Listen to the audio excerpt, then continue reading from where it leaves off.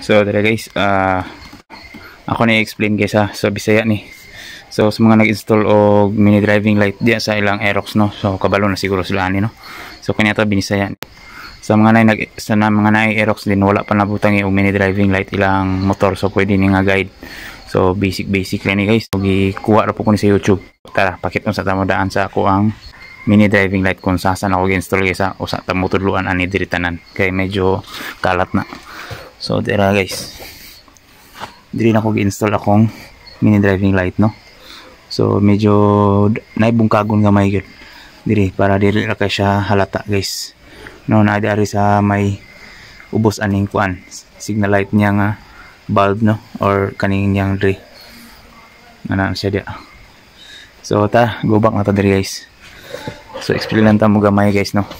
So kung kumpleto na mo sa gamit guys, ang kinahanglan gamiton ani guys is ang kuan guys, pinakauna ang domino switch no, katong 3-way switch, dayon fuse box o fuse 10 ampere, dayon relay 2 ka buok no, 4 pin, and then mini driving light o mga wire, automotive wire. Identify sa nato ang ato mini driving light nga wire guys ha. So kani dili na siya color coded gid guys. So kining na medyo na yellow siya guys, or yellow orange mo ni siya ang akong yellow, og kaning pula mo ni siya ang white nga siga, og kaning black mo ni siya ang silbi ground no, ground para masabtan nato no. And then dito sa relay, so sa relay boto klaro ba ninyo, so kuan man na siya, naampoy na yung number dia guys no.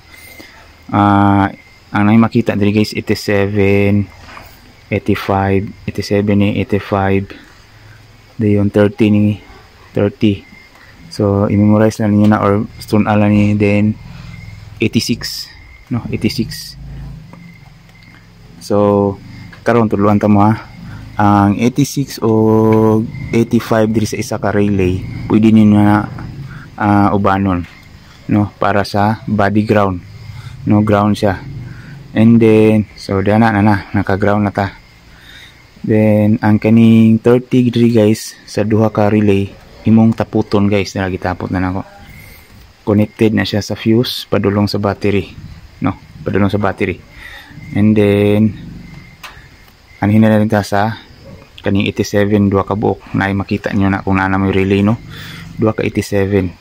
Kaning 2 ka 87 dia mamili mo diani kung asa inyong i-high o low. So nara di ba, kaning red white man ni siya nga, kaning red nga wire white ni siya nga siga, din kaning yellow na siga, kaning yellow white or yellow orange nga wire.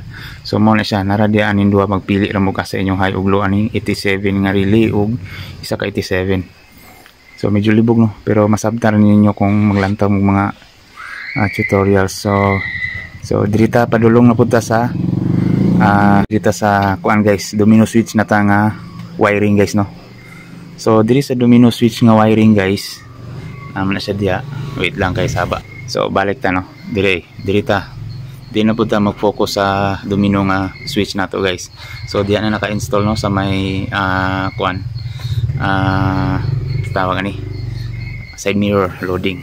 So tara, so giunsa na ko pag-identify ni ang kanisya guys kung asa ang para connect niya sa kuan guys, sa source sa kurente niya guys. Pwede niyo gamitan og kining tester.